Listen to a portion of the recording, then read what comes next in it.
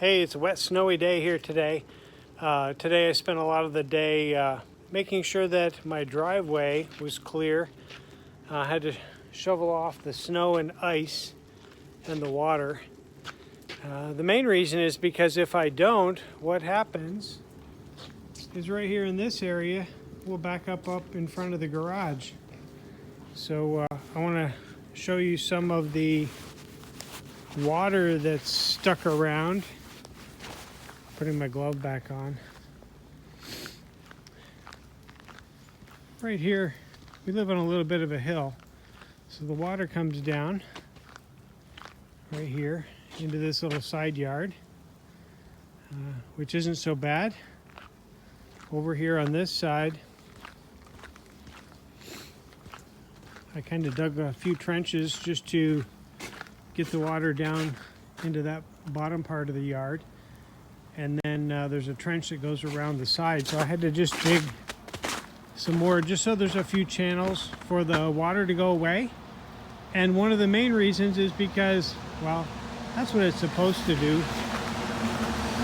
But as I'm walking around the yard, what I saw over here in this other part wasn't so good.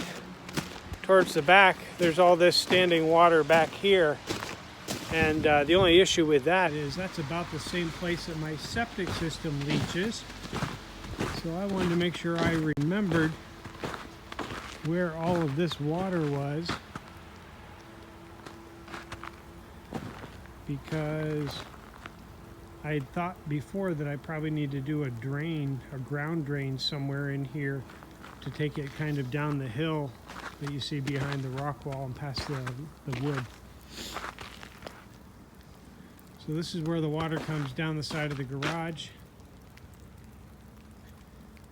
This is one of those little maintenance things that is really important to do, because if you don't, and all this water, stays here,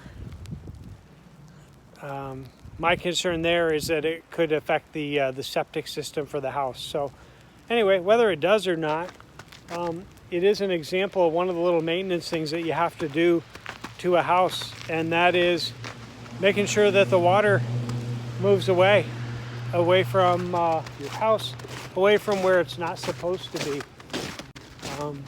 This area right in here is also part of the septic system. I think the box is in this area here somewhere, but there's definitely some standing water. Like I said, I've taken care of it pretty good around the driveway. But yeah, this is pretty common for when we have really cold weather and then we get rain or a melt. In this case, it was rain. So I know about a year ago, a buddy of mine had his rain gutters freeze over and flood in places that they're not supposed to be. Let me show you one more thing that you got to kind of keep an eye out. So the other area are window wells. Window wells are outside your basement windows, and it's the curved part here that comes around. As you can see in mine, there's a little bit of leaf down in there. I cleaned those up right before fall, but I've certainly got more. I actually made my window wells deeper, because what will happen if you don't is your window wells will get a layer of leaf and then freeze, and then it'll rain and the water won't seep down like it's designed to. It will go in through your window instead, and that's bad mojo. So anyway, I had already come out here and checked these out, so I knew that they were okay. Plus I've installed deeper wells.